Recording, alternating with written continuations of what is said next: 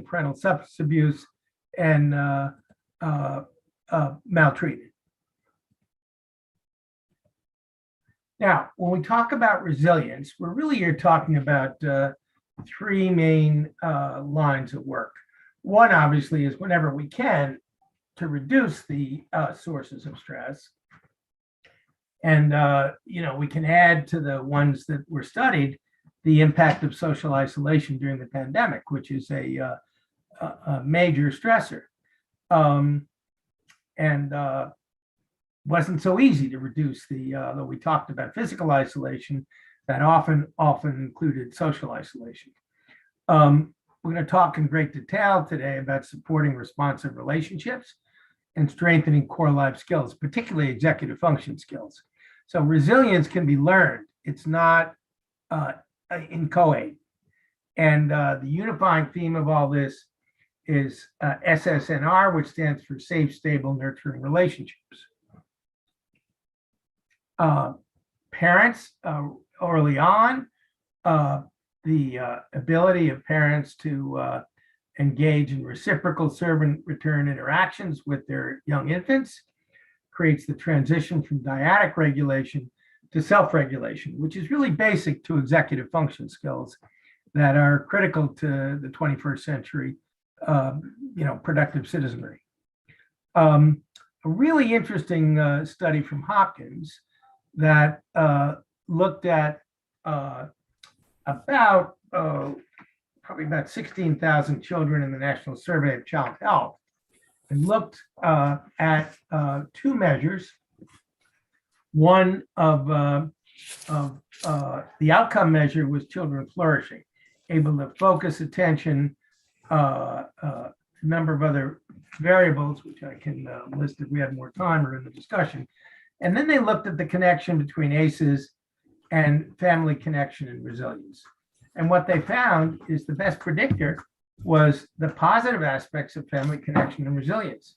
So even children with high ACEs, but supportive family connections and resilience, did better on flourishing than children with low ACEs, but low family connection and resilience. That, I think, is a very powerful piece of work from Christine Bethel at Hopkins. Now, we talk about ways to promote resilience. We are really very focused on three examples. One is the power of play. So that in contrast to, people think of play as frivolous, hardly frivolous. It's really brain building, enhances brain structure and function. It's a fundamental part of healthy development. It's crucial for 21st century skills, which I alluded to earlier: executive function, collaboration, innovation. And play helps build, particularly with caregivers, the safe, nurturing relationships that mitigate toxic stress and promote resilience. And there is a whole potpourri of research now about the power of play. We're recommending that pediatricians write a prescription for play at all well visits to try to encourage parents to recognize the value. And it's not a dichotomy between play and learning. When one talks about playful learning, it's a way through play that children develop cognitive literacy, numeracy skills, and really enhance their relationship with parents. But play needs to be intrinsically motivated, child-directed, joyful discovery. And I think for adults often who engage in play with their children, it's a major way to enhance their own mental health and joyful discovery. Again, it's a good example of play promoting the safe, stable, nurturing relationships and regulating the body stress response. Now, where this work has gone has to do with a collaboration between cognitive scientists, pediatricians, architects, and urban planners. School-age children spend only 20% of their waking time in school. So what about the other 80%? Well, the out-of-school learning can complement in-school learning, particularly during the pandemic when a lot of these kids were stuck at home doing remote learning.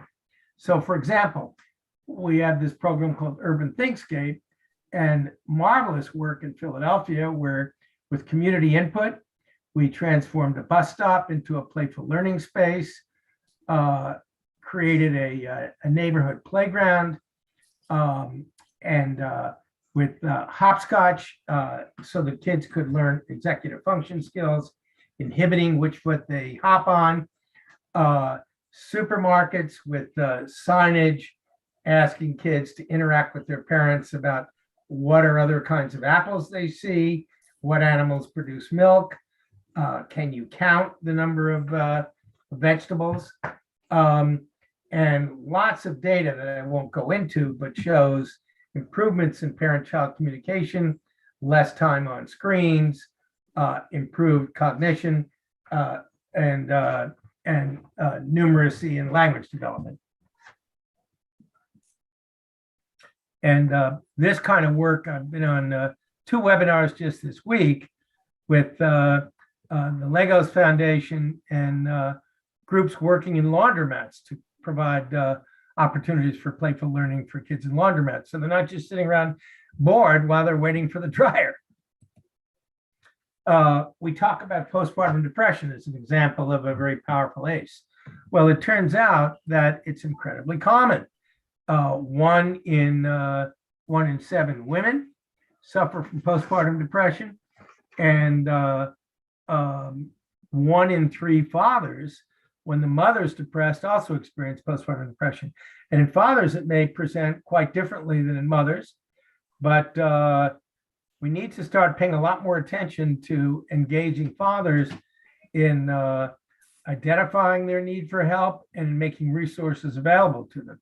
So that's a big initiative, because the consequences of untreated postpartum depression in both mothers and fathers are huge for the baby. ER visits and healthcare costs, delays in cognition, social emotional language development, undermining breastfeeding, and risk for later mental health and substance use disorders. So when we talk about fathers, it's really a whole new area of research that fathers play a unique role as play partner. Their roles are not redundant with the mother's role. Engagement can start prenatally, continue during delivery, and the perinatal period. And even simple things like bath demonstrations in the birthing hospital can make a long-term effect on engaging and continuing father's involvement. So they're now more involved in caretaking, see parenting as central to their identity, beneficial to children. Challenges remain, particularly with this increase in non-residential fathers, but we need a lot more research on that. NIH had a big meeting a couple of years ago about this, and there is a lot of potential here for engaging non-residential fathers with their babies, because they can do a whole lot if we reach out to them.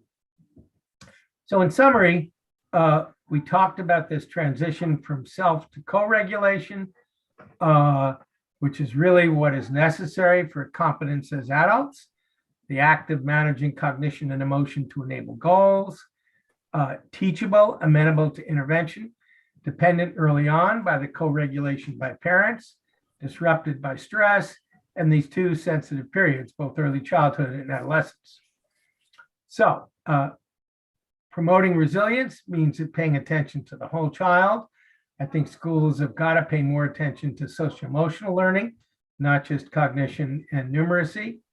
Play becomes a really interesting window to nonverbal behavior and shared joyful discovery for the parent and child. We talked about the importance of identifying and managing perinatal depression for men and women. Fathers play a really important role when we talk about social determinants of health. Their job training, their income levels, their education becomes really important for helping kids get out of poverty. Wonderful work by Raj Chetty on people changing zip codes and how important that was to future success. So 2 factors, we talk about the presence of at least one stable and committed relationship with parents, caregivers, teachers, other adults. This adult can provide personalized responsive scaffolding and protection by listening to children, participating in activities through play and reach out and read, and encouraging the sense of personal efficacy, mastery, and sense of agency through active participation. And then skill building, both by adult caregivers and children, to enhance the capacity to plan, monitor, and regulate behavior and adapt to change. I think we could get a lot of kids off medication for ADD if we provide the kind of skills for them to be able to do this. And again, the strong relationship with safe, stable, nurturing caregivers and proactive skill building. The ingredients are consistent. Age is a major factor, since the earlier we start, the easier it is to produce good outcomes. Lastly, I just want to bring this to this broader community, in particular to schools. I really love the work that Anthony Brick did in the Chicago schools really quite a while ago, 10, 12 years ago. He looked at all the criteria for academic success in the Chicago schools. And what he found is that the best predictor of academic success was what he called relational trust between administrators, principals, teachers, parents, and children. And I love the quote of John Dewey that schools are not a factory, they're much more like a family. So on that note, I'll end. Thank you.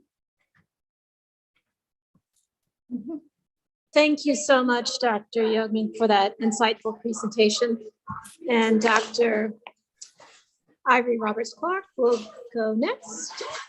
And she's a psychologist with a broad range of experience in dealing with anxiety and other emotional health disorders.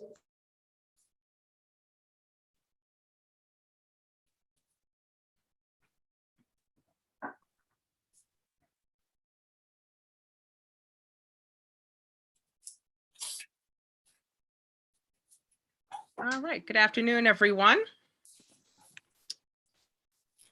Okay. And so what I would like to do at this time is sort of open up the floor to, people have shared with me that they have some specific mental health concerns and questions that they've had. So I'd like to just give anyone the opportunity to share any questions that you have had at this point with regard to mental health, and I'll do my best to answer.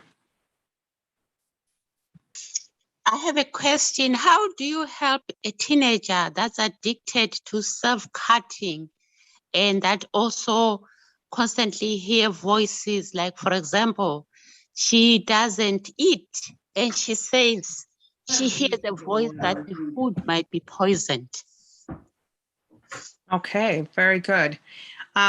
So the question is being posed about a teenager who is indulging in some self-cutting, self-harming behaviors and also hearing voices. So the first step in something like that would be to ask the question, has the teen been evaluated yet? So that would be the first thing I would recommend, that you connect with someone who is able to do a full evaluation of the teen. Sometimes schools have those sorts of resources and so on. So some of the questions that come up in my mind is, are we dealing with, what is the reason for the voices? Is it possibly that some sort of psychosis is emerging? Is the teen going through a very stressful period right now? What are some of the factors that might be influencing what is happening to the teen at this time? I will share with you all that very oftentimes the psychotic disorders tend to emerge during the teen years and into the 20s. They don't tend to happen later in life.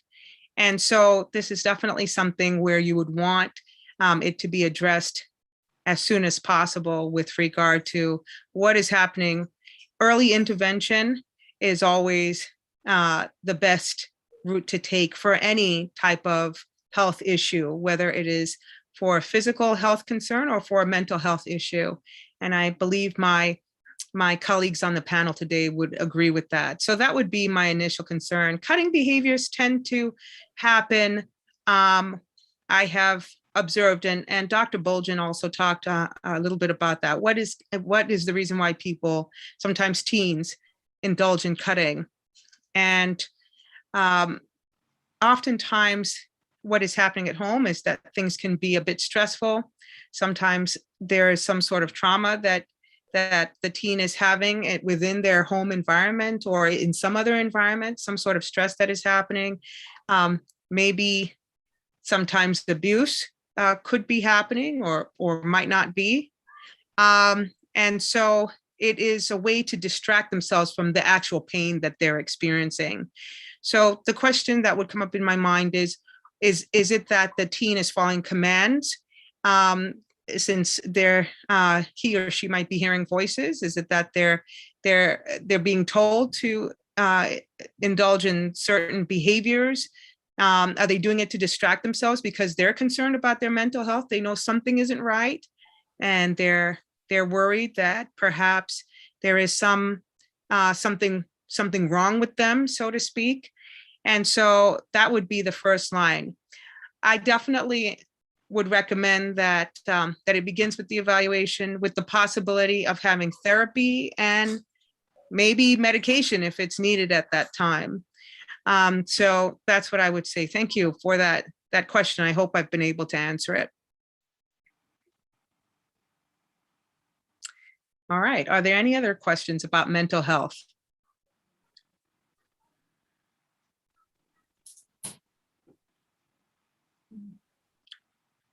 Okay. Well, definitely, I would like to throw out that question perhaps to my fellow panelists. You might have some things to add to the way that I responded to that question at this time.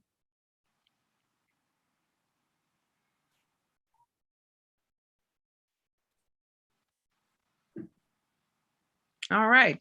Well, I believe that there will be some other questions coming up shortly. Yes. Dr. Chandler, I'm going to pass it back to you. Okay, perfect. We will, sorry, we have this echo. We will pass it on to Dr. Bolgen. Are you ready? Okay, perfect. He's joining now.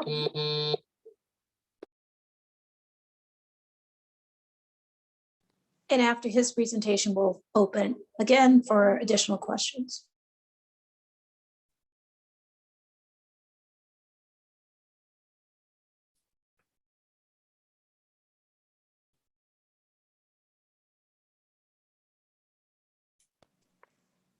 And while he's logging on, I just tossed this question out to Dr. Roberts-Clark. What are some strategies you found helpful in helping kids dealing with the stress of completing homework? That's an excellent question. How many of us have kids, have teenagers or young children who dodge homework because when they get home, they are just prepared to relax and they don't really want to engage in more studying, learning, and so on and so forth. I think the best strategy for something like that is have a set routine on a daily basis so that the child can expect what he or she will do when they get home. So for some, when they get home, they come in, they need to have a snack. Some of them need to have a bit of a relaxation period, some downtime, so that they can recuperate from their day's routine. It's always good to check in with your child, whether that child is just a few months old. How are you doing? How was your day? And even to an adult child, how many of you still appreciate and feel that your mental health is supported by your loved ones when they say, how are you doing? Yeah, how was your day? And really ask it with the intention of engaging with you around how your day has been. So that is something that is very supportive to teens and children as well. And then after that, there are some teens, teens often don't get enough sleep. Some of them need 20 minutes or, a half an hour of time to rest and recuperate from their day, take a quick nap, and then they're ready to go. Their brains have been refreshed and they're ready now to tackle their homework. Depending on the child, they may need some breaks. Some of us have teens who have hours and hours of homework. So maybe after they've done an hour and a half, they can have 15 minutes to do some game time and then refocus, or do something else, connect with a friend for a few minutes, and so on. And so I recommend have a routine, and then have some breaks as you're doing your homework. I think your child will be much better prepared to engage with their studies in a meaningful way if they follow some of these practices. Thank you. That was very insightful. And I see Dr. Bolgen has joined us, so I'll turn it over to Dr. Bolgen. We heard from him earlier this morning, and we'll just let him continue. Thank you. Well, yes, thanks everyone. So I have my shirt on. I went to get my blood draw. Oh, sorry. I went to get my blood draw with the American Red Cross today. And so hopefully more of us can do it tomorrow. I'll be at the conference session for Northeastern Conference tomorrow, so I had to do that today. I wanted to just share with you a little bit on the topic I mentioned about fentanyl and the opiate crisis in Massachusetts and really in our country. And so I'll just introduce that as part of what we share today. Massachusetts in crisis. So Hebrews 4:15, for we have a high priest which cannot be touched with the feeling of our infirmities, with all points tempted like as we are, yet without sin. And we shared about that this morning. I will praise thee, for I am fearfully and wonderfully made. Marvelous are thy works, and that my soul knoweth well. And so our crisis is on this hill, and we're going to read about this hill, Mark 5:3-5. And no man could bind him, no, not with chains, neither could no man tame him. And always night and day he was in the mountains and tombs, crying and cutting himself with stones. And so these were 1, 2, or 3 men by the seaside.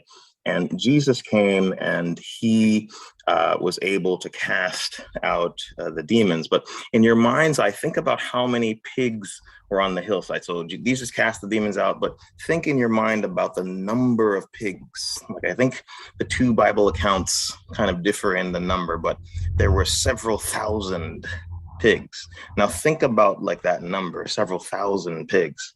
And just imagining that, I am drawn, well, okay, so we have to the 2,000 in this Bible account. When I think of that, and I think of, those demons coming out and throwing all of those pigs into the ocean, that large mass of material, of bodies, of animals, you don't know, like the weight of the burden that other people are struggling with. These 2 men had a burden that killed like thousands and thousands of animals, right?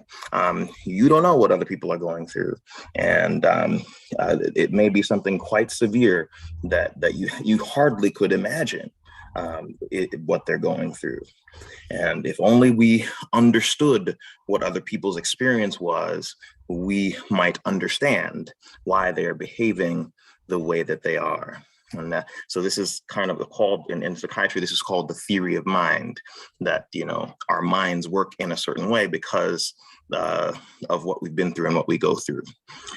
So these are just some figures that talk about the opiate crisis. And this is from, I think, 2019 figures. And this is actually talking about, mental illness and the burden of mental illness. And if you see the green bar at the top, it talks about how mental illness is one of the most significant, in fact, it is the most significant cause of disability. Okay, so disability in terms of our ability to function and go to work. And so disability is another way of thinking about illness that talks about how it impacts our life, how it impacts our ability to function in the world. And so we know that cardiovascular disease is the number one killer by numbers in the world, well, in our country. But mental illness is the number one disabler, the number one thing that is causing us to not be able to function. And so we really need to get a hold of that. And if, as we do, we have the ability to change things in a big way because of the big problem. So the opiate disorder,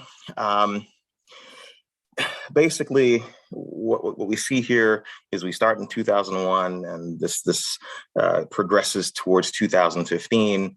And as you see the blue increasing, you're seeing the numbers of deaths of individuals increasing across the state, moving from the east coast of Massachusetts all the way across to the west coast of Massachusetts. And these numbers are increasing. The opioid-related death rate per 100,000 people. And here we have these figures for Massachusetts. And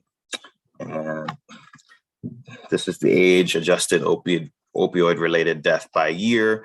Like this starts in 2000, and as you can see, around 2012, we get this 2010, we kind of get the spike. 2012, it's going up and up.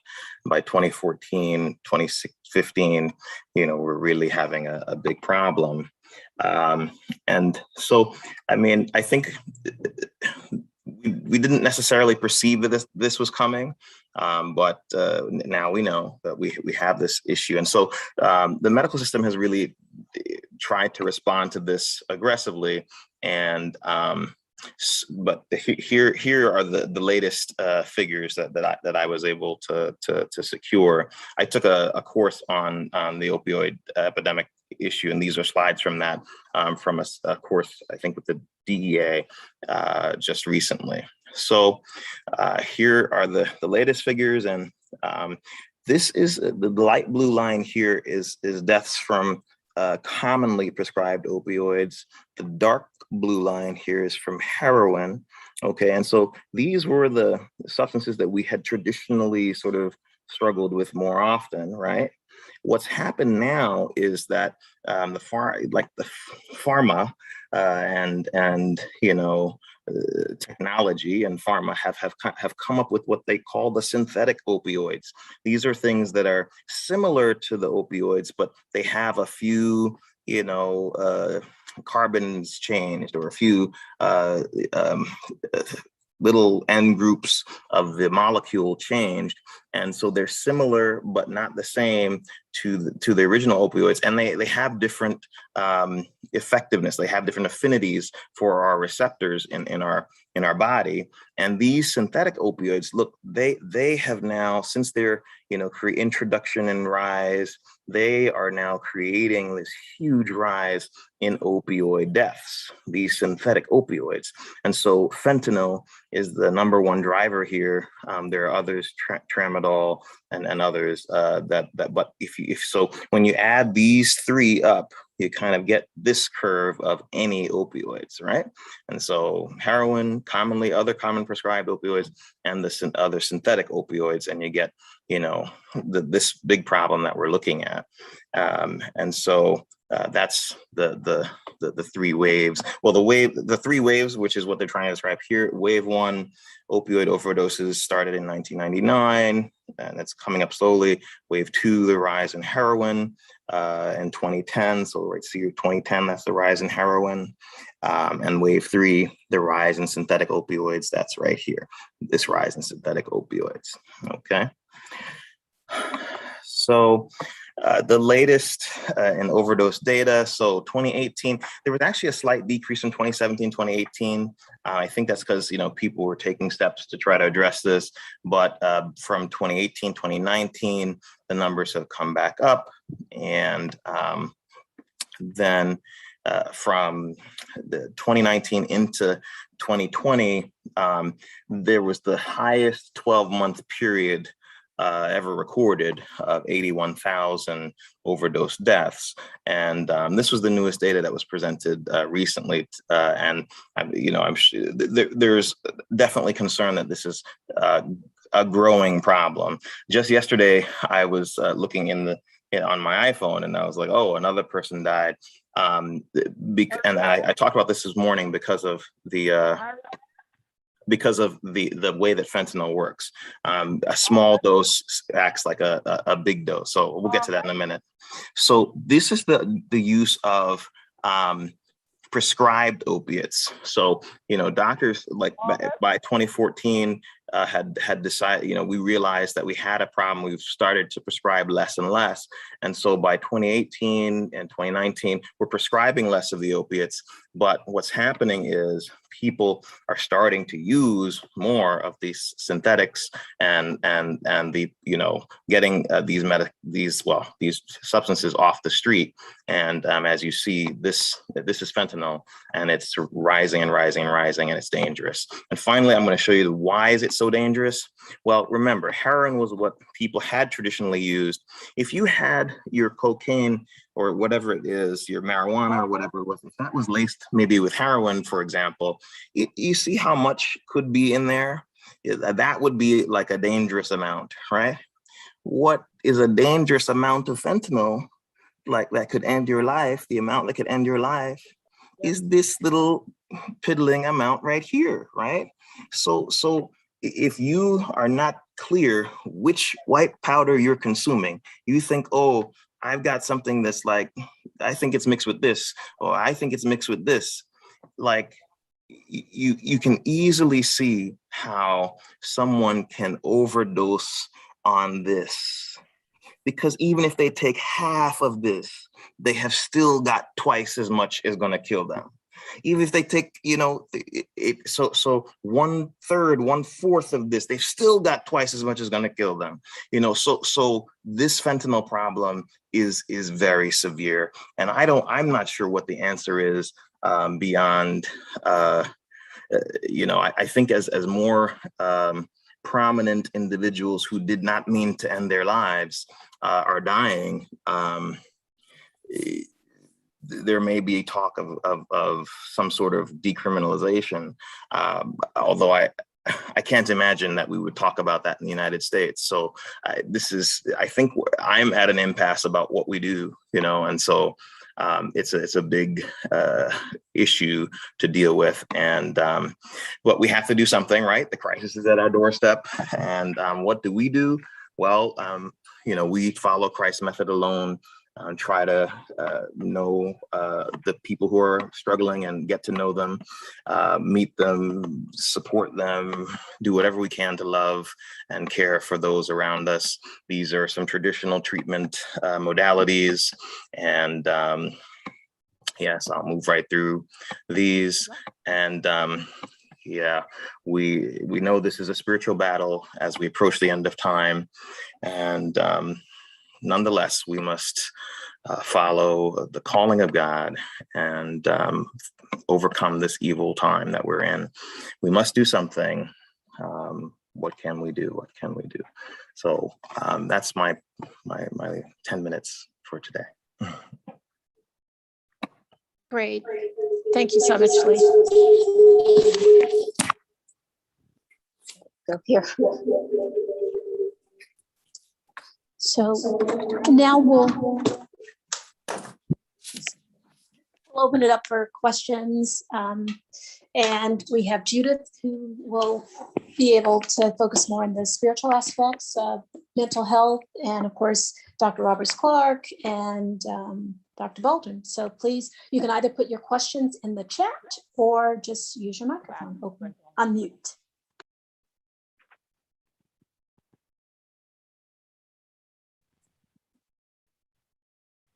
I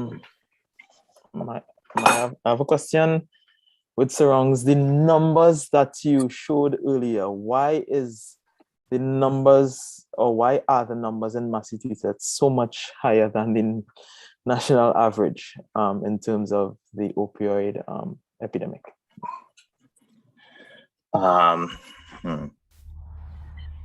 It's an interesting question. Why are the numbers in Massachusetts so much higher? Now, I'm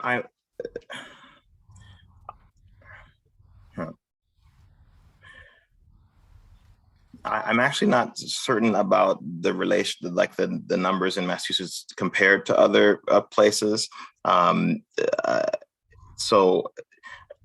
But I had originally prepared this presentation talking just to people in Massachusetts, but now this problem is not just about Massachusetts, it's really about the entire country. So I originally talked about this back in like 2017, 2016. And I was just trying to motivate our local church to, realize that this problem was growing and that we needed to do something here in our local community. Now this is like a national problem for sure. And it's not just Massachusetts, it really is like all over the country. And I don't think it's necessarily worse in Massachusetts than in other places. I think it's just also not well here. It's also, going just as bad here as in other places. And on your final slide, you put out New Start. How would New Start work for this type of crisis? Yeah. Can you define what New Start is? So yes, New Start is the natural remedies, the 8 doctors that are described in our Spirit of Prophecy.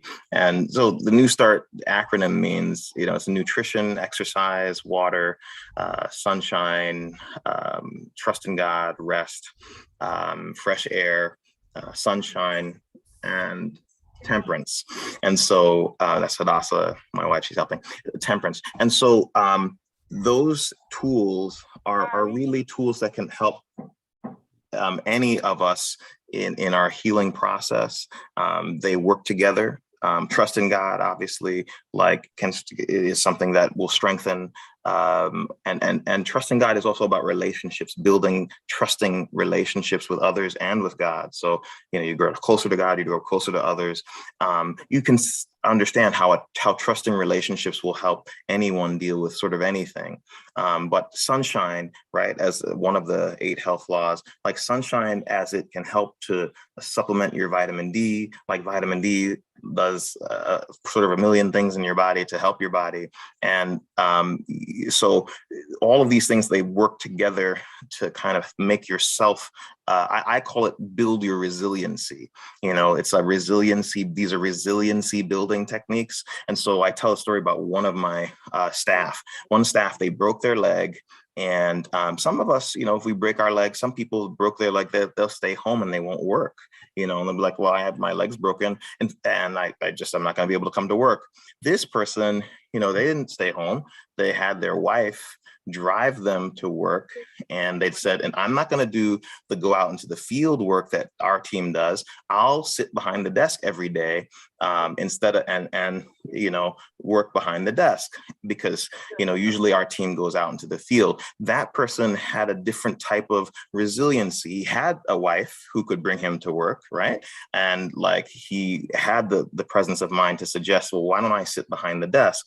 And so, different levels of resiliency. I think that the 8 health laws can help us to build that. And whatever we're going through, it can help us to manage those situations somewhat better when we have those higher levels of resiliency. I wanted to answer Donnell's question. I'm here online, and this is from 2001. It's the Massachusetts Drug Threat Assessment, and it says that Colombian, I don't know, can you hear me? Yes. Yes. Okay. Colombian and Dominican drug trafficking organizations dominate heroin and cocaine markets in Massachusetts, and they supply most of the largest and most violent drug distribution groups in the state. Organizations in New York City supply most of the heroin and the cocaine in Massachusetts, but the drugs are often shipped from Greater Boston area, Providence, Hartford, Worcester, Springfield, or Holyoke, en route to locations throughout Massachusetts. So the supply chain from New York, from different parts, from most especially Colombia and the Dominican, I guess, Republic.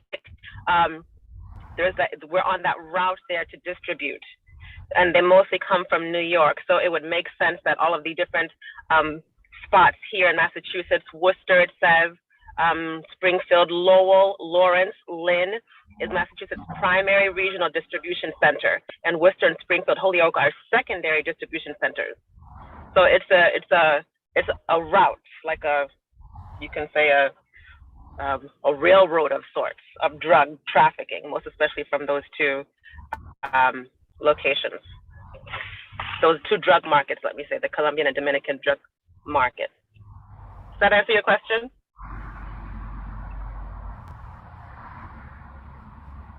Done now. Maybe he's off. Okay. Yes, ma'am. Thank you. Sorry. Okay. Just wanted to add to that. And when we think about substance use, what factors can caregivers or other relatives give to support children who have parents that are struggling with addiction?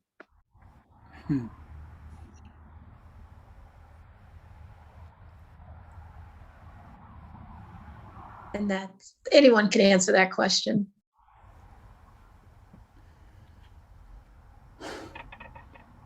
I'm sorry, could you just ask the question one more time? Okay.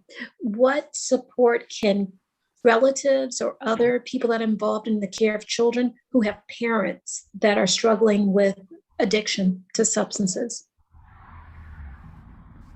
Well, research definitely tells us that the outcome for any child is improved by having resources.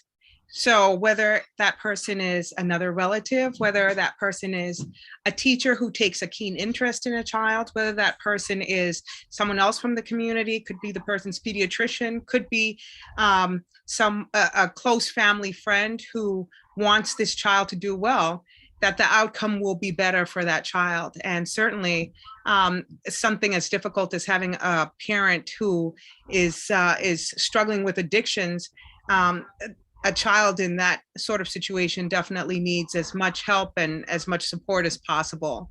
So I think that as Christians, we have to always remember that we are our brothers and our sisters' keepers. And that means from the youngest to the oldest. And so if we see that there's a need, we need to be willing to step in and make a difference and be a support where support is needed. Whether it's food insecurity or some other issue, we should be there to help someone in need. I want to echo what Ivory was just saying.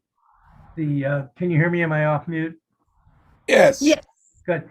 Yeah, I want to echo what Ivory was just saying, that one of the problems is we need to realize that substance abuse is a health problem, not a legal problem, and we need to start addressing the underlying health issues and not just focusing on incarcerating people. So the unavailability of treatment facilities for people that are struggling with addiction is something that we can do something about. And listening to people, we talk a lot here about trusted relationships, about a community of support.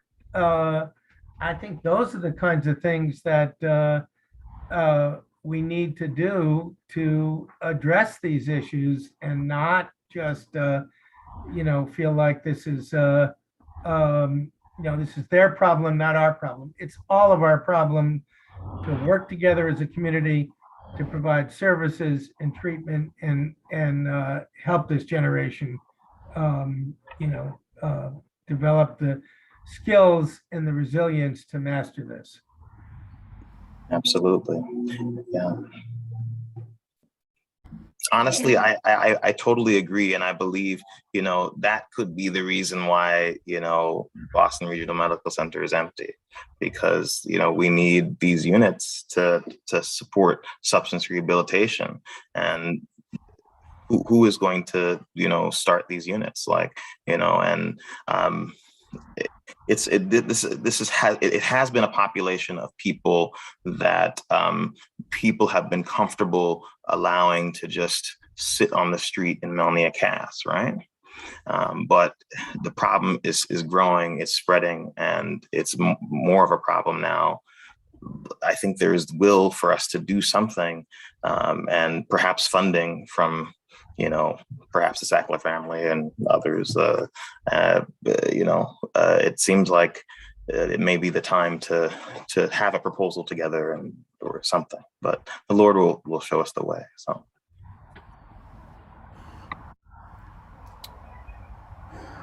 And can you share a little bit more about that vision of what houses of faith can have?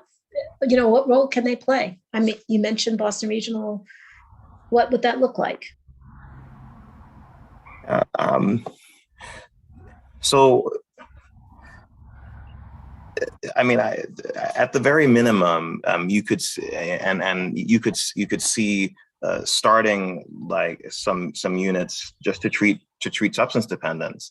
Right now, what happens in Massachusetts is if someone needs care for substance dependence, either you have wealthy individuals who can pay for a place like Gosnold or some other very, very like costly treatment service, or you have like places where it's you really wouldn't even want to go yourself, right? Where it's kind of lower end and not really nice places, and it's and that is just the bare minimum that they provide. And I wouldn't necessarily name these places, but and it's like extremes, right? And I've said, even in mental health, I feel like it's this way in mental health also. There's the upper crust where it costs $50,000 a month, $50,000 a month, or it's like the inpatient facilities that your insurance will pay for that are not so nice, or that's it. And I'm asking, where is the middle ground? Like, where is the Honda Accord, or like the nice middle ground? Like, there's no in the middle in mental health treatment. It's just like you almost pay nothing and it's almost free and it really feels terrible, or it's super expensive and nobody could even really do it for more than a week or two. If an average person couldn't even pay for it at all, really, right? Like, and so where is the middle? Like, I believe that there is a huge market in the middle for the financial case for it. Although there must be a reason why none of these places exist, right? So I'm just saying I do see that there is a problem there. But again, how could it work? You could even start small with one substance abuse unit there. But I think ideally you would have a substance abuse units, mental health units. And honestly, I also think you want to make that treatment center not, oh, this is my cat. Oh, sorry. Angel saying hi. Hi, Angel. He's trying to calm me down. Okay, go ahead. Wow, she's gotten so big. Yeah. Ideally, you also, I think it's also important to think about how you strategize on how you position the facility in the community, right? You don't want the facility to be the place for the people who are sick, right? Like, so you want it to be something that is inviting and welcoming and like brings people in. So in my mind, the facility on its ground floor, you want to invite people in with, like, renting space to something like a Whole Foods market, let's say, if you could. Something perhaps is not the space for that, but something like that on the ground floor, so that people are coming in, bringing traffic in to shop, right? And like, you want to, like, if you're going to have hydrotherapy, you bring them in for hydrotherapy, like, as a business that stands alone. Hydrotherapy services, like, that business can run as a hydrotherapy like service for the community, right? That they like. We love this business in Rhode Island. What's it called again? It's the Bodhi Spa. They have this experience they call the water journey, where you go into this little spa, you go into the sauna. They have a dry sauna, infrared sauna, steam sauna, desert salt pool, like the Red Seas, whatever, the Dead Sea salt pool, another pool, and then a cold plunge pool that's at 55 degrees. And so when you can go from the hot to the cold, that this is hydrotherapy, right?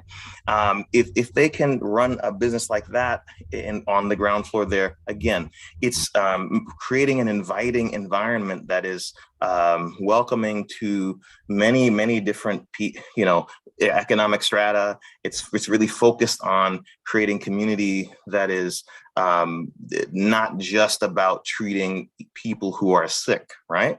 I think that's important. We had a church, there's an empty church building there that is, falling apart, but, in part, like that's what a church building on a campus does, right? It brings people in for a reason that is not sickness related, right? And so again, it's just extending that to the broader community and bringing them in for business purposes that will also bring in like money and resources and foot traffic. So that would be like more of the lower levels in my mind. But then, the upper levels, you have the treatment units and not just mental health. Like, Weimar has mental health programs, but they also have just their regular wellness programs. And I think that those would be potentially good to have as well.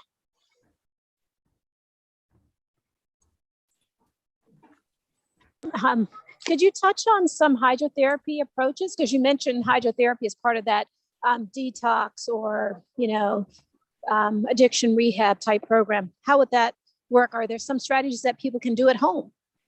Yeah. So part of, I think I mentioned this earlier that the Mass General, like they had asked me to apply for a job at the Bipolar Center. And really my interest is in extending the research that is available on hydrotherapy uses in psychiatry. So prior to the advent of the newest, the new medications. So 1950s, like we came out with antipsychotic medications and we've expanded those over the last, 70 years. But before that, what we were doing was we used natural remedies pretty much. We used hydrotherapy and other treatments, and there was some effectiveness of those treatments. Today, those treatments have taken a, people look at it like you take a hose and you hose the person in an abusive way, right? So I'm not, the Bodhi Spa, we're not talking about hosing the person in an abusive way. It's like, oh, go, this is nice. Take your tea and go get in the sauna, right? I'll tell you one experience that I had in treatment and working with someone. So one of the severely mentally ill persons that I had, their mother, she said when he was young, when he had this anger, this sort of manic episode, I would pull him into the shower, in the cold shower, and it would lice the anger. It would lice this behavior, and he would just calm down, right? And I was like, oh, so the cold water treatment, it works for some people. It helps them to just calm down and relax. And you could see how that would work. The hot cold interchange treatment, that helps to clear the body, detox the body, and that's just helpful. So Dr. Nedley at Weimar, how he uses it, he uses exercise as a key treatment for depression and other mental illness, right? And so we know that exercise works just as well as antidepressants for depression. And depression, for example, in bipolar illness is the main component of in terms of time that people struggle with. So when you're using exercise as treatment for depression with people who don't exercise regularly, their body builds up toxins. You get sore and all sweat, the next day you're sore and you're hurting and stuff. That's because the toxins build up. But when you do the hydrotherapy, the alternating hot and cold twice a day, so he does that twice a day, alternating hot and cold with all of his people. They go and they run like 2-3 miles from day one, And I did it actually with them. I went to his program and I spent 4 days there to learn about what he did. And I ran, with them. And I don't run very often, so anyway, but I did the hydrotherapy too. And I wasn't sore. I was like, wait a minute, I should be sore, but it helps to detox the body. And so if you're doing, as I said, the New Start treatments, they all work together. And I feel like I'm just talking too much, but I believe that the Lord put those treatments together to work together to really help us to heal. And it's not just to heal from medical illness. It also helps with mental health as well.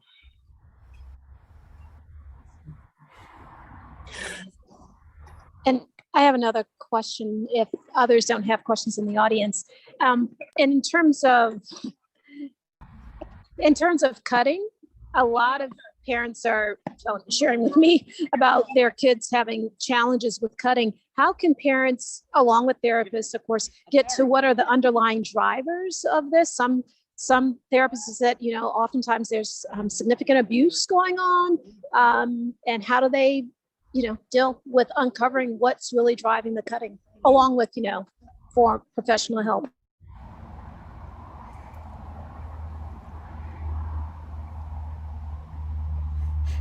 And anyone can answer that question. Me too. Yes, you too, Pastor. Anyone can share their thoughts on the journey of cutting, because it's becoming quite pervasive now. In my years as a psychologist, I've never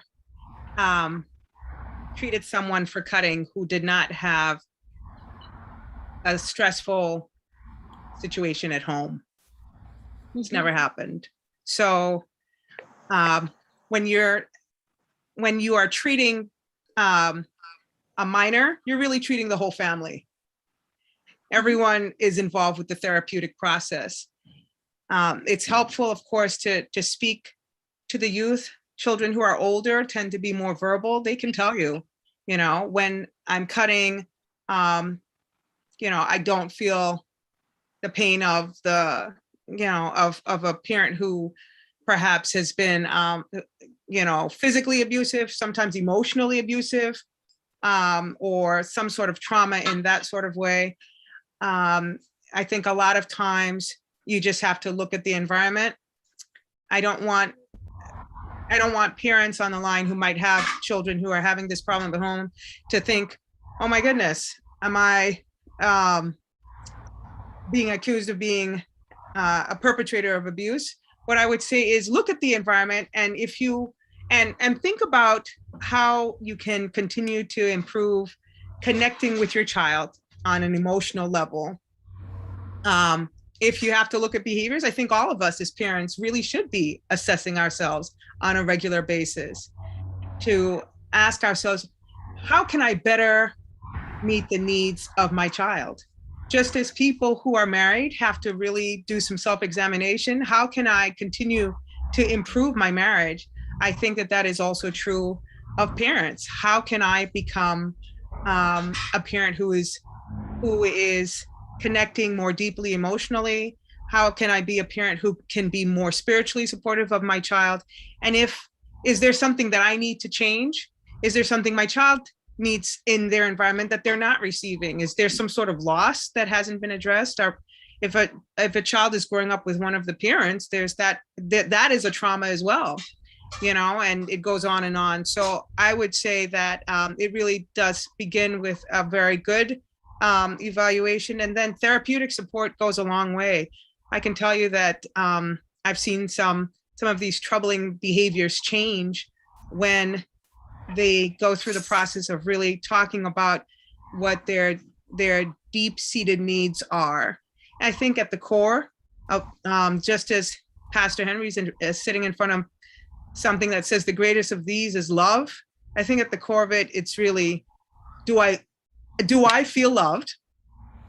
Do I love myself? Because if you're committing some sort of self-harm, it's an expression of a kind of self-hate that is happening. Why do you hate yourself? Is it because of what exactly is the reason behind that? There are all sorts of possibilities.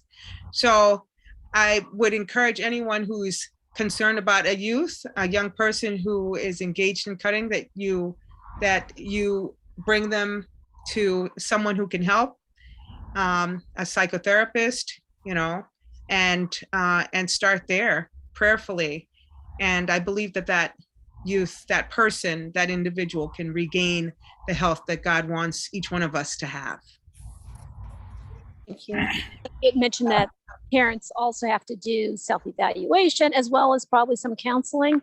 And what are strategies for parents to come to the acknowledgement that they may need to be in some counseling themselves? What are some things that can help parents gain insight into their need for counseling? I think that if someone's child is in need of therapy, and it's obvious, as it would be for something that is manifesting as self-harm, obviously you see your child needs help. There's no question about it. But for example, if someone is self-isolating, that is also a cry for help. If someone seems disengaged or disinterested, what is happening? In those instances, you have to ask, what's happening at school? It goes back to that question that I mentioned earlier. How are you doing? How was your day? That question is probably the most important one that we can ask anyone any day. How are you? How was your day? And really asking it with the intention of being supportive, because you will hear your child say all sorts of things. If you're listening, you'll pick up on the not just the verbal cues, but also how is that individual moving his or her body? Is there something that maybe did happen? Not to be a helicopter parent, but to be an interested, loving, and engaged parent. And so that's what I would say along those lines. There's so much you can do. And then coming to that point where you understand, hey, I need counseling as well. I really believe that if you bring your child in, you're going to have to sit down with the person who's doing the evaluation so that they can hear what your perspective is. And then you're going to be involved in that process in some way, even if it's checking in, periodically and so on. I really believe that therapy is a good thing. And I think that, it's not a bad idea for us all to have a little checkup from time to time. So why not, as parents, do the same? And if there are not additional questions, then we'll just give each panelist a chance to share closing thoughts on mental health. Could I say something before you all continue? Hi, Yeah. I'm from Trinidad. I'm from Trinidad. So I just wanted to talk. Last night I was also in the program, but I wanted to talk about my son. He's 11 years old, and he's actually going through depression right now. Like, he stated that he's fed up of life, he's fed up of being in pain, and he stated like different reasons why he felt that way.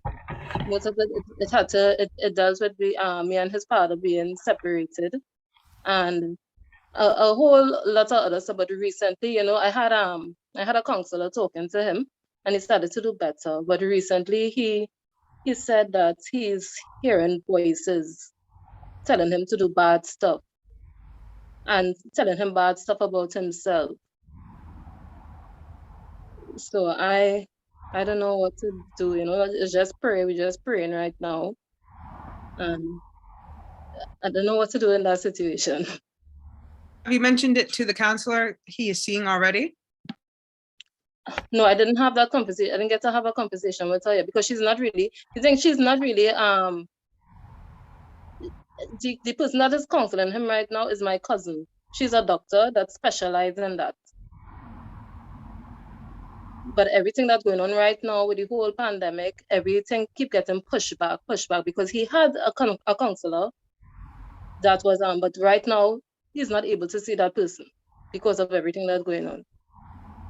So she started to come after work every day to talk to him, but because school start back and she have other stuff, she's not as present. She's not available to talk to him as much as before.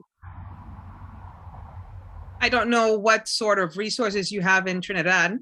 Do you have telehealth type of counseling? It's clear that your son needs some sort of therapeutic care. Mhm. The question that comes up in my mind is, okay, when he's hearing voices, is he aware is he saying that the voices are auditory, or is he thinking these thoughts and hearing voices the way someone would when it's, speaking to your conscience, like your own voice speaking to you, and of Yeah, course, I as think Christians. it's his conscience. I think he said that it's his conscience. Like, he's hearing that Okay. it's speaking to Oh, him. okay. Okay, well, that's good. That's actually a Mhm. good thing. Good to know, because conscience versus if someone is actually having auditory hallucinations, we're talking Mhm. about medication, we're talking about a diagnosis and so on.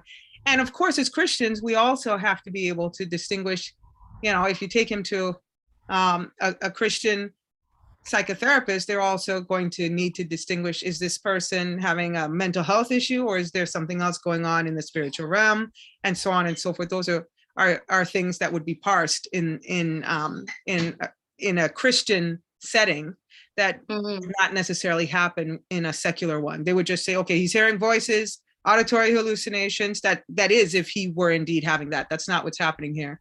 Then he would Mhm. have medication. Sometimes it's both, frankly. We know we have an enemy. We wrestle not against flesh Yeah. and blood. So sometimes the enemy uses mental health as a gateway, mental health issues as a gateway to our minds, and so on as well.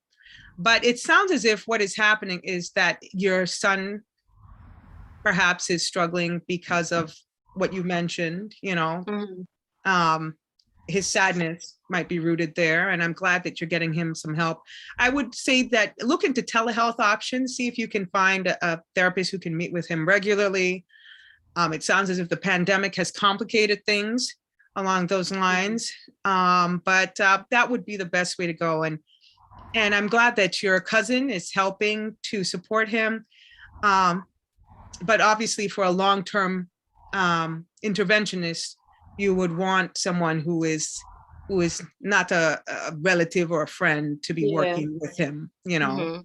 So it sounds as if you're doing the best that you can, and that you're a loving and dedicated mom, and just continue to steer him to love, the greatest love of all, the love of Christ, and of course the love that you have for him, and the people in his life who surround him with loving care as well. He'll come through by God's grace. Prayer changes things. Thanks. Thank you for that answer. And our panelist Judith also has a presentation to share. I see Donnell has his hand up. Donnell, do you want to ask your question? My question was on the first presentation, and it was from Dr. Michael Yogman. I was wondering, what are some of the resources for parents in terms of knowing like how to engage your children, actively? Because like I think, I might take my kids for a bike ride, but I don't know if that is actually engaging them, in the way that would help them positively, help them build relationships and that kind of stuff. Yeah. So that's a wonderful question. And I think there are resources, but I think the main thing is to talk to your child. And if they are smiling and enjoying the time you're spending with them, that is worth its weight in gold. So I think bike riding with him, and if he looks like he's enjoying it and smiling and engaging in conversation with you, that's the trusted relationship that is going to stand him in good stead for the long term. Obviously, when there is no such thing as a perfect parent, and you're going to find places where you feel like you've messed up. Don't worry about it. Move on, and sometimes you acknowledge it to your child. But what would you like to do today? There's a wonderful opportunity. I think the main thing is don't underestimate the importance of what's called a yes day, of spending some time with your child, saying we can do anything together, you and I, that you'll enjoy as long as it's not going to harm anybody. I think that fathers can talk to each other. There's a wonderful group called Fathers Uplift that I'm working with that Charles Daniels runs in Dorchester that is really about bringing men together to really engage with their kids. You know, sometimes hopefully pediatricians can be a good resource for that kind of help. But I think the bottom line is communicating with your child, listening to your child, and trying to find activities that you and your child can really have joyful experiences together. That is really, really valuable. And I just think that it's so important for fathers like you to stay in there and hang in there with your kids. And you know, sometimes mothers don't want to share, but I think it's really critical for fathers to hang in there with their kids. And it's often around play, which is exactly what you were experiencing. Thank you. And now Judith, comment. are you still on? She will share her presentation. Thank you, Judith. I think Pastor was going to say something. Pastor Henry, were you going to say something? Yes, I was going to give way to you,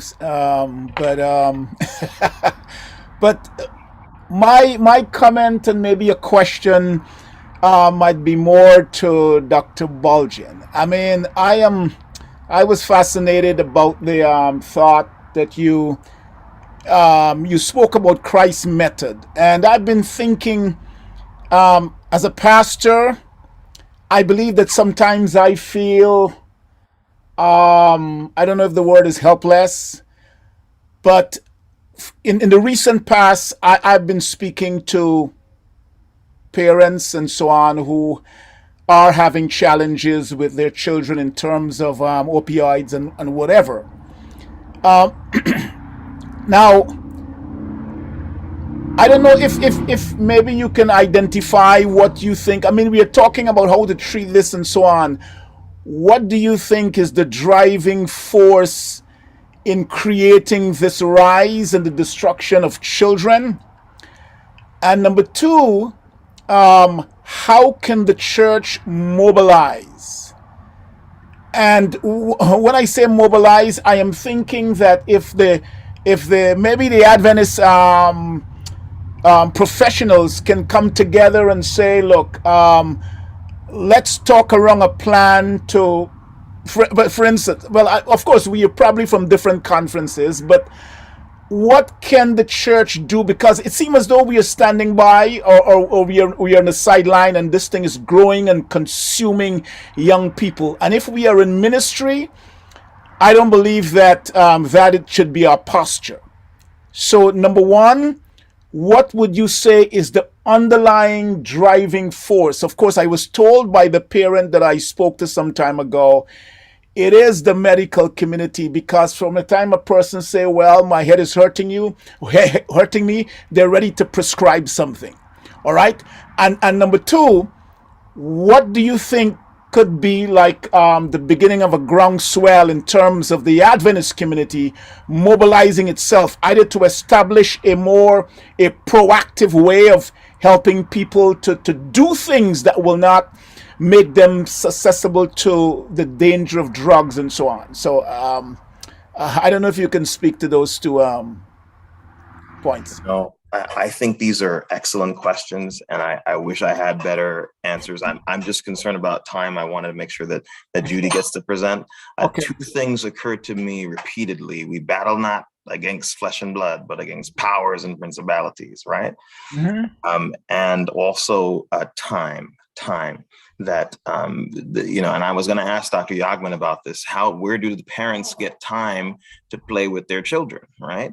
And time, like the loss of time and not being able to spend time. I think that causes a lot of problems that attack the family and attack and create these issues in society.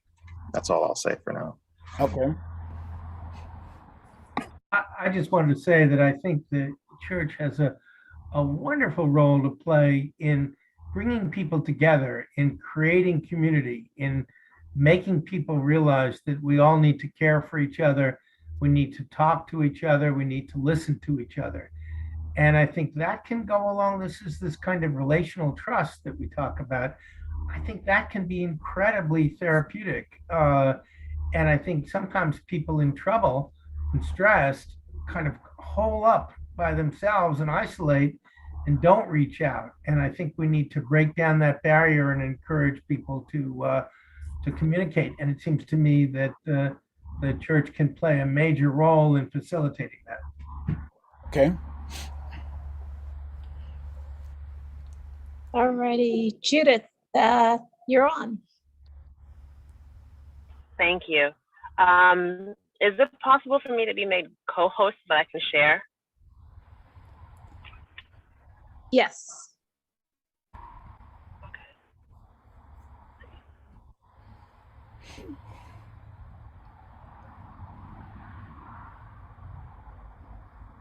Okay, am I sharing? Yes. Yes, you are. Okay, you can see me. Okay. So my focus today for this conversation is our spiritual body. So this afternoon, this whole week, we've been, of course, focused on our health, emotional health, physical health, spiritual health, mental health, and emotional health. And I don't know if you can see, I think you can see this. So we're typically in touch with our physical health, our physical body. I know how my foot and my feet feel after I run on concrete. I have flat feet, and when I run on concrete, maybe a mile or so, my feet are swollen, they are on fire, and I can't walk for about 3 days. So I'm in touch with my physical body. Yeah, we know when it's time to eat, we know when it's time to drink, because we feel hungry, or we know it's time to go to the bathroom because we feel that the bladder feels full, so we got to make that run to the bathroom. Yeah, so we're very, very intimately in touch with our physical body. And then we've spoken about our emotional body. We know how we feel. I feel sad today, I'm hurt, I'm angry, but that's not as intimate as our physical body. Yeah. Then we have our mental body. It's a little bit further away than the emotion and the physical. So when we're asked, well, what do you think about X, Y, and Z? Well, I think, let me get back to you about what I think. Or sometimes we'll change our mind about what we've thought. And it's not as concrete as, my feet hurt, the end. But the furthest away, as you can see, is our spiritual body. How does my spirit feel? And sometimes we're surprised when we're connected to the spiritual body. I'll give you an example. Have you ever walked into, let's say, like a parking garage in the dark, ladies, and you're accustomed to parking here by this particular elevator, and you walk there after your shift or whenever you're leaving the mall, and you're fine. But then one evening or one day or one walk in that parking garage, something just feels off. Something's just off. Or you meet somebody and they're highly anxious, and now all of a sudden you're jittery. You ate your food, you took a nap, but you're anxious now because of your proximity to this person. Why is that? Or you walk into a conversation, you don't know what was happening, but you're like, oop, I gotta get out. Something isn't right in this room, and you immediately leave. Or the hair on the back of your neck stands up. But that's not a common occurrence, because again, we're more intimately connected to our physical body. Oftentimes, when our physical, emotional, and mental bodies are at war with each other, there's a lot of noise, and that will show up in different illnesses, cancer, a psychotic break, or, anger issues, depression, because those three bodies, they're synergistic. They co-arise and they function independently and interdependently of each other. So when it comes to our spiritual body, typically as Adventists, as Christians, when we're conversing or sharing about our spiritual health, spiritual life, spiritual body, we usually go into, prayer, fasting. And those things are spiritual weapons, yes? But we all know, I'm going to stop sharing. We all know that it's not, when you're going to into a war, it's always best to have more than one weapon. You can have machetes, you can have guns, pistols, AK-47s, I don't know. I'm not into weapons. But we know that we don't go into wars with just one piece of ammunition. But oftentimes we go into warfare with only the knife called prayer or the machete called fasting.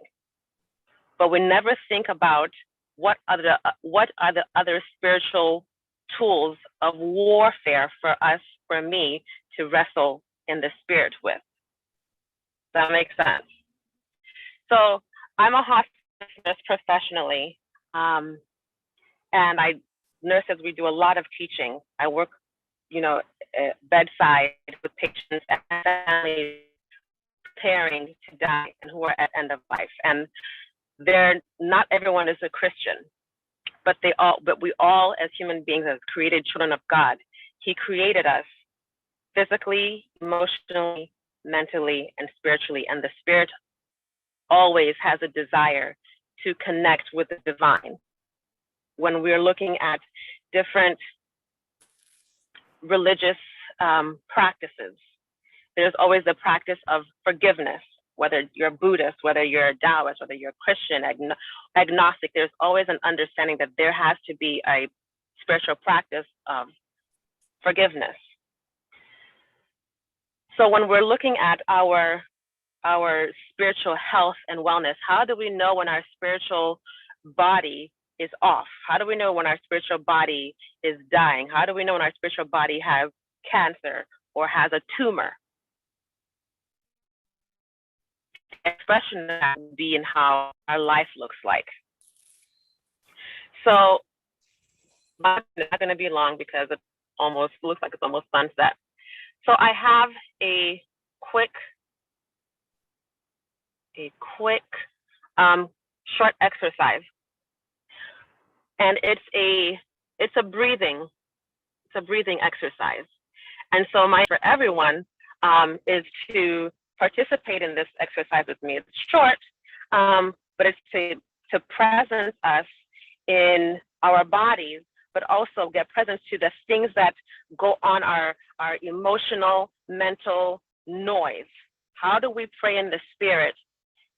And how do we quiet ourselves enough to listen to that still, small voice? Oftentimes, even in church or privately, we'll pray, Father in heaven, and we go through our prayer. In the name of Jesus, I've prayed. Amen. All right, now it's time for the children's story, or it's now time to collect the offering. But in a conversation, there's a listener and a speaker. The listener listens, and while the speaker is communicating. Then they switch. The listener is now the speaker, and the listener, or the speaker is now the listener. But how do we sit still enough to hear God's voice? How do we quiet the noise that happens emotionally, mentally? Pastor Henry, I'm just going to confess right now, sometimes when you're praying and we're on Zoom, I'll think to myself, did I leave the stove on? Maybe I should go off of, I'll press mute and then I'll go and see if the stove is on. Is the door locked? Let me go and see if the door is locked. Yeah? And so sometimes we will go through the functions, the steps to pray or to connect with someone, but we're not actively, intentionally present neither are we quiet. How do we quiet ourselves? How do we listen and observe those things that are going on? And how do we put them on mute so that we can hear God's still small voice? So we're going to do a small meditation, not meditation, a small exercise. And you can keep your eyes closed, or you can, focus gently on an object, but I will walk you through, okay?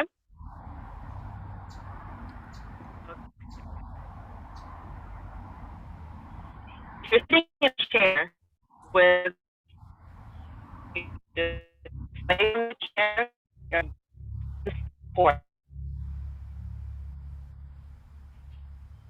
I don't want to you're going to be taking several long, slow, deep breaths.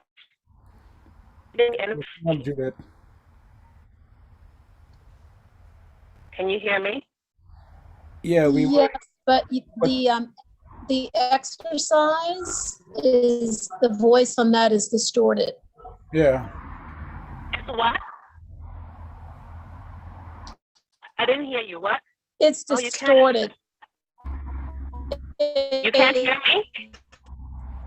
Yeah, but not well. We can't hear you well. Oh no!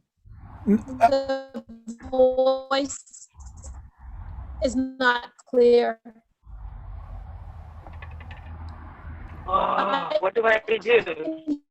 Where are you? But what you were saying was not. Yeah, here you are. You can. I'm gonna get off the car. You can put the link in the chat, and perhaps we can do the exercise. Oh, come into the church, might have a better signal. I'm walking in.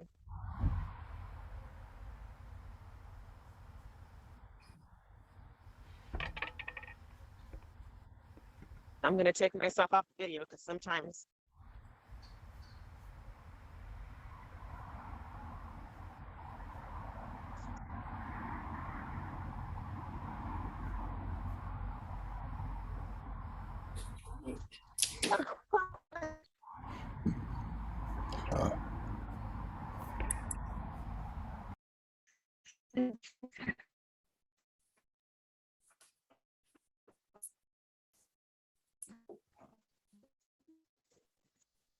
Can you hear me now? Yes? Yes. Your voice is distant, but we can hear you.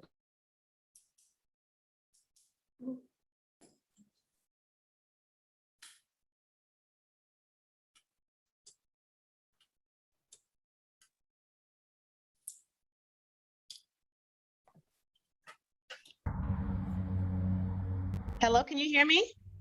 Yes. Yes. Oh, finally.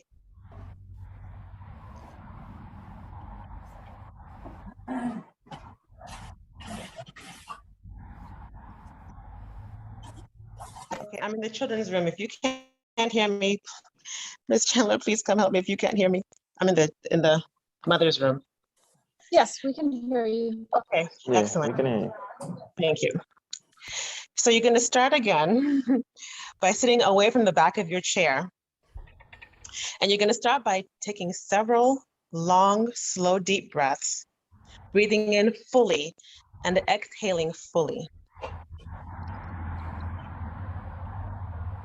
You're going to breathe in through your nose and out through your nose or your mouth.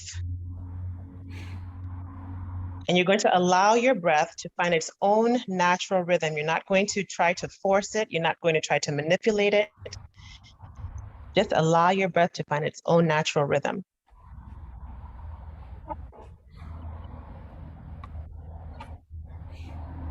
Bring your full attention to noticing how each breath, and in each breath as it enters your nostrils, travels down into your lungs and causes your belly to extend. Notice how each breath, as your belly contracts and air moves up through your lungs, back up through your nostrils or your mouth. You're going to bring your full intention and attention to flow with your breath. Just notice the air going in, down, up, and out. Notice how the inhale is different from the exhale.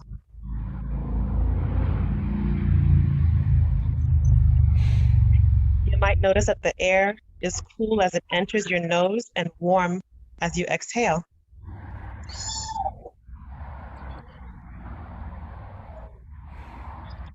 As you're noticing, begin to let go of the noises around you.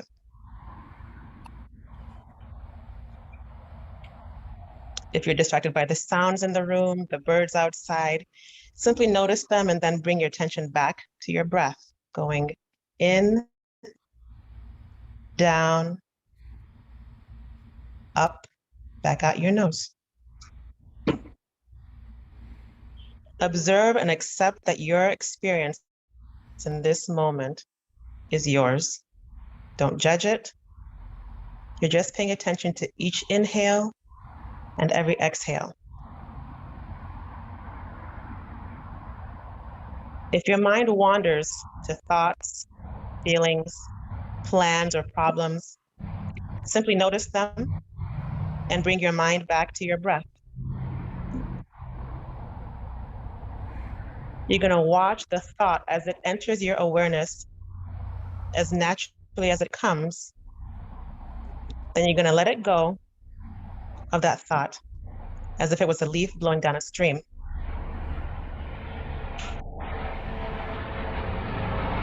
In your mind, place each thought that arises on a leaf and watch it as it floats out of sight down that stream.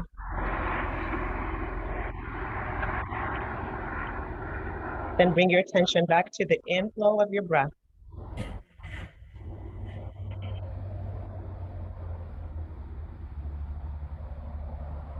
Don't judge it. Notice your belly go in and out.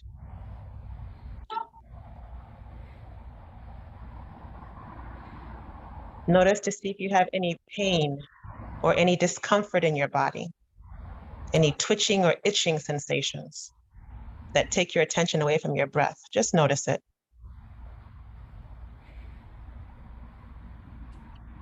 You might also notice feelings arising, sadness, happiness, frustrations. You might notice that maybe you're bored, annoyed. Simply notice where your mind went without judging it. Don't push it away or cling to it or wish it was something different or some other exercise going on. Just bring your mind and your attention back to your breath.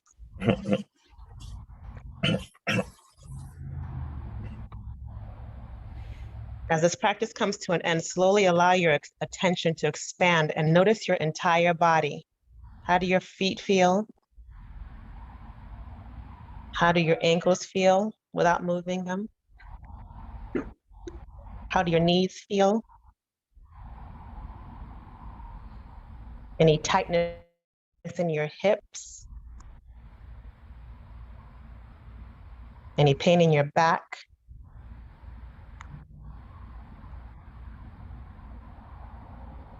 Bring your attention back to your breathing, in, down. Watch the breath as it comes back up and out your nose. And when you're ready, you can open your eyes.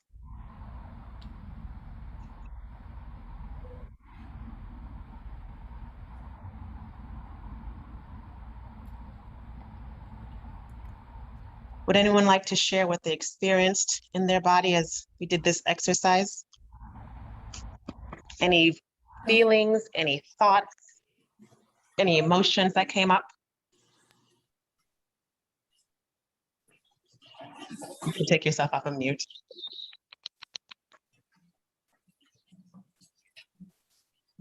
Yeah. I was good until the last like minute, and then I was like, oh, too long, it's too long, too long. But I enjoyed the experience. Yeah. So you had a thought that, oh, it's too long, then you left. Right? Don't judge it. Tried not to judge myself. I was like, well, it's okay. You tried. You know, so, I mean, so. Excellent. Mhm. Right. You just want to, you just want to notice it, right? Like you had a thought. It's too long. And then you left the exercise. Excellent. Just notice it. That's all. Anybody else? Judith, what is the purpose? I'm thinking. Yes. What good is this doing me? Yeah. So So for you, Miss Ursula, go ahead. no, Go ahead, Dr. Bulgin. it is helpful and sometimes, you know, people talk about this type of thing and they're concerned that it's you know, spiritualism or something, but in nature we can find good examples of the goodness of God, and what you can think of this as is spending time really focusing on nature, right? And so you are focusing on the body that God has created, and how your breath is moving, and like how, you know, things are moving in the world around you, like the idea of the leaf floating down the river. You know, you're imagining that in your mind, but the next time you go to a river and you see a leaf, you'll be watching it a little more closely, and you'll be able to think about that a little bit better in the future. And so it really makes your senses more alert to the world next time, and helps you in that way. Like that. Absolutely. And for Sister Ursula, there's the purpose of such an exercise is to have us get present to and aware of what is in the way, what thoughts, emotions, you know, what thoughts float in that take me out of being quiet enough to hear God's voice. Because we know about the still small voice, but how do you listen to a still small voice when you have these thoughts? Did I turn off the stove? Is my door locked? This is taking too long. What's the purpose of this? I don't like her lipstick color. When is this? I need to take an afternoon Sabbath nap. Like all of these things, right? We naturally have them because we have our human experiences, right? But when we really want to connect to the Spirit of God, we have to be able to quiet ourselves, to put those things on mute, and yes, observe them. And the thing about observing is that when we observe a thought, we're no longer thinking it. We're just observing it. So you ever, like, I've had, when you ask a child, well, why did you do that? I don't know. We want to always consider that there was a thought that precipitated this action. What thoughts did you have before you went and did X, Y, and Z? If we were to able to capture, because bring those thoughts, and what is the scripture says, to bring every imagination that is against the Spirit of God into captivity, we'd have to be able to actually observe it and then snatch it and grab it.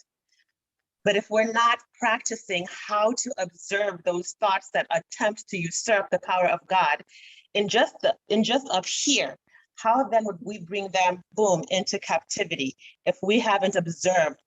That's the thought I keep having right before I switch to that channel. That's it right there. So when we're doing, how the question I was asking before, how do we know, how do we clean our spirit, our spiritual body? There's some questions. Hold on a second, and I'm going to be even briefer. Cleansing the things around us that suck that our spiritual life force. You want to ask yourself questions like, what are all the things you've been tolerating in your life? What are all the things that no longer are in alignment with who you are and where God has delivered you from? What does your lifestyle, where does your lifestyle compromise your values? For example, healthy eating, exercise, the amount of hours you work, the amount of hours you sleep per week. What are the subtle things that bother you on a daily basis? Here's something. What rooms in your home need to be cleaned, bills that need to be paid, things that need to be repaired? This one is for me. Email boxes that need to be emptied. What are all the things that you're avoiding doing? What are all the relationships, friends, communities, or organizations that you have outgrown? Even gym memberships to gyms that you no longer even go to, right? Those are all the different things that we need to be able to clean out that our spiritual energy gets sucked. Where do you allow your boundaries to be broken by others, including yourself? Where are all the places that you treat yourself with unkindness? Where do you not express what you want to say? Where in your life are you not fully self-expressed? Where do you express anger when the truth is you're really just hurt? When our spirit is well and whole, you can fully self-express yourself and trust that what I've said is enough. So we don't want to go into a warfare with just a knife and a machete. We want to have all of the tools that we need to spiritually fight in the spirit world. And they may be something small, something very small, such as getting up a little bit early for worship, leaving just a little bit early for work, you know? But these are all different things that we can take on to cleanse and repair our spiritual body. Prayer and meditation.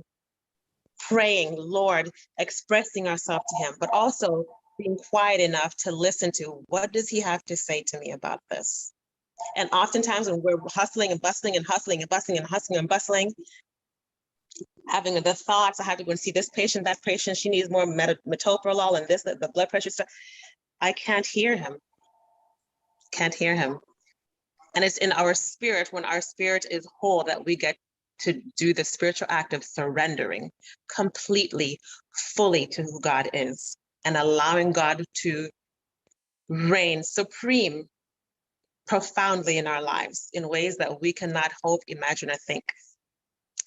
And so that is my presentation. Any questions? Keep them short. We got 5 minutes before 5 o'clock. That's that.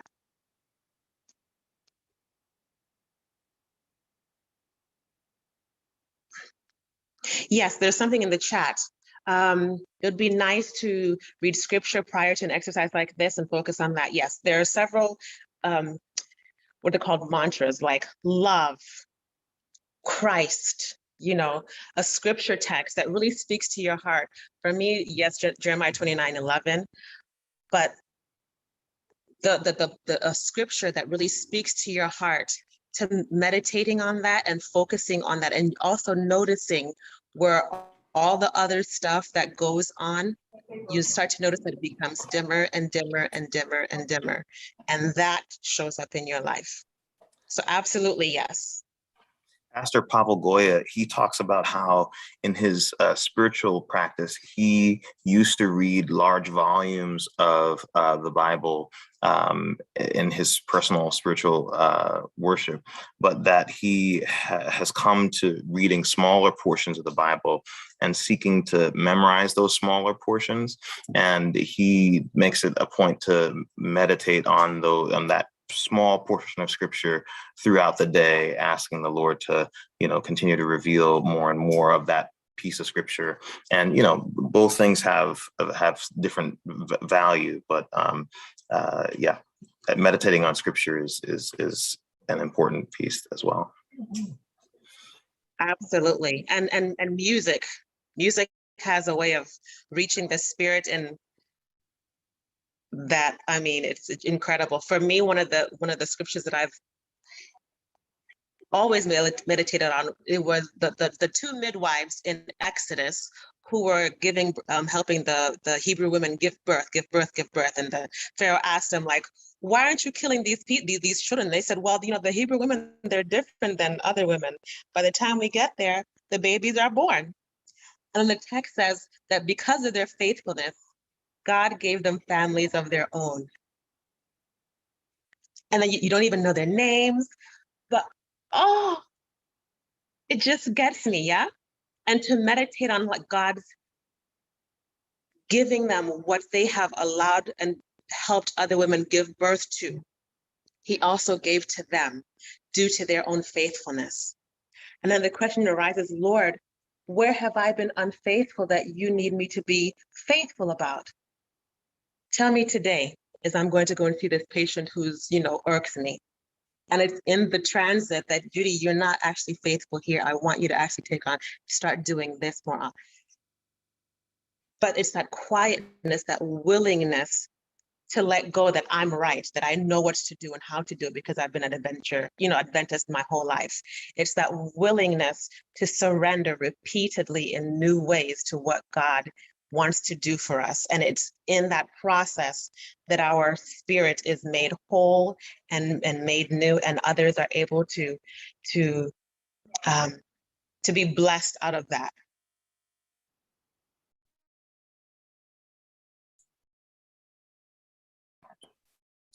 Thank you. Great. Thank you so much, Judith. Yeah, and it's powerful how that meditating on scripture can lower blood pressure, lower cortisol levels, calm that anxious spirit. And imagine if our kids had that type of resiliency where they would turn to meditating on some of God's promises. It would be amazing way of, reshaping the brain, as well as doing these other strategies that we've discussed. So any closing thoughts from our panelists before we close? Yeah, I did have a just quick closing thought there. Pastor Henry, you did ask, how do we mobilize, and you said, professionals, and I'm just expanding it because, the widows might, like everybody, how do we mobilize the body of Christ, to do something important and special there at Boston Regional Medical Center, but really in all of our churches and all of our lives, to restore this path of healing and to make a difference in the world around us. I wanted to just read this quote from Ellen White from Ministry of Healing 257. Good deeds are twice a blessing, benefiting both the giver and the receiver of the kindness. The consciousness of right doing is one of the best medicines for diseased bodies and minds. When the mind is free and happy from a sense of duty, and then continuing, let it be your aim to bless those around you, and you will find ways of being helpful, both to the members of your family and to others. If those who are suffering from ill health would forget self in their interest for others, if they would fulfill the Lord's command to minister to those more needy than themselves, they would realize the truthfulness of the prophetic promise. Then shall thy light break forth as the morning, and thine health shall spring forth speedily. Beautiful. Thank you.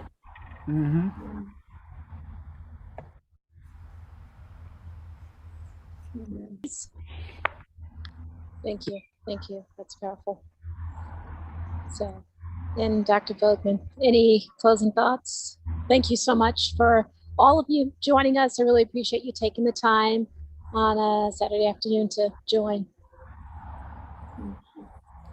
You're welcome. Our pleasure. I guess my final word would just be trust God. God is our healer. And if you need if you're finding that you need some help, don't hesitate. I just thought I would add that to what has been said already. Thank you, Dr. Chandler, for arranging this panel discussion this afternoon, and for all you've done this month. It has truly been a blessing, I know, to me, and I believe to all of us who continue to be a part of your ministry and benefit from your ministry. So God bless you and thank you. And God bless everyone here today as well. Thank you. Awesome. So, Dr. Yogman, do you have any closing thoughts? No, I just think it's been a very fruitful and full discussion, and I appreciate everyone's comments. Awesome. Thank you again. And Pastor Henry, we'll just let you close us out then. And thank you once. Blessings. Well, Paulette, I hope that next week, Sabbath afternoon, which is going to be the 2nd, I would really like to hear, what people have learned. What is the one thing that they have heard that they believe that they will, they can benefit from, and maybe what type of support they need to help them to accomplish that goal. So I hope that, maybe it could just be an hour or so. We just hang out and just reflect on what we have heard, and maybe the one thing that we want to pursue. All right. Thanks again for joining. Okay. Sure. Okay. Sounds good. All right. I want to join Ivory, of course, in thanking Paulette for her leadership and for giving us all an opportunity to experience the blessings, the information, to be edified, and I hope by the grace of God to be empowered to do that which we need to do, so that we can be healthy in body and mind, in every way. The quietness of my soul, the quietness of the soul makes more distinct the voice of God. I believe that is a powerful thing in relation to what Judith just said, and that ability to be quiet with God is a very powerful thing. So thank you, Paulette, again, and thank you to all the presenters and to all of you. I see my friend again on the line. Dr. Burton, Carol Burton, thank you for being here with us, man. And blessings to all of you. All right. Paulette, you want me to pray also? Yeah. If you could just close us out. And Okay. Thank you. Father in heaven, we thank you for loving us so much that you have challenged us to do better, to be better. You've provided us, Lord, with the opportunity in the community to strive so that we can reach that threshold where being healthy and doing healthy things become natural part of our brain structure, so that it becomes automatic. I pray that you will lead us all to that place, and whatever help we need in terms of friendship, in terms of connection, help us, Lord, not to be afraid, but to reach out, so that together as a community we can rise and do the things that are necessary and needed, so that we will be more available to each other, but more so available to God and His power to accomplish great things in our lives. Thank you for the time, and thank you for the blessings, and thank you for your revelation. Continue to keep us in your grace and love, we pray, in Jesus'